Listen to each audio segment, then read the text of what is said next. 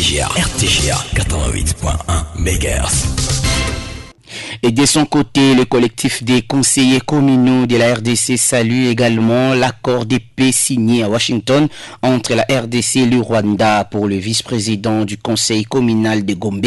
Cet accord marque une étape décisive vers la fin de la guerre dans l'est de la RDC. Didier Mukunda encourage par ailleurs le chef de l'État Félix Tshisekedi dans ses efforts diplomatiques visant à restaurer une paix définitive sur l'ensemble du territoire national. Il soutient ainsi l'accord économique en gestation entre la République démocratique du Congo et les États-Unis d'Amérique. On écoute Didier Mukunda, il est vice-président du conseil communal de Gombe. Après 30 ans, 2 millions de morts, après 30 ans d'insécurité, 30 ans de vivre dans un pays vendu au Rwanda, 30 ans seul au monde, aujourd'hui nous pouvons dire que la RDC n'est plus seule. La date du 27 juin 2025 reste historique pour notre pays, longtemps meurtrier par les rébellions soutenues par les Rwandais. Nous, les conseillers communaux de Gombe, saluons et félicitons le premier Wazalendo, son Excellence Monsieur le Président de la République démocratique du Congo, Félix Antoine Tshisekedi Tshilombo, pour cette grande et historique victoire diplomatique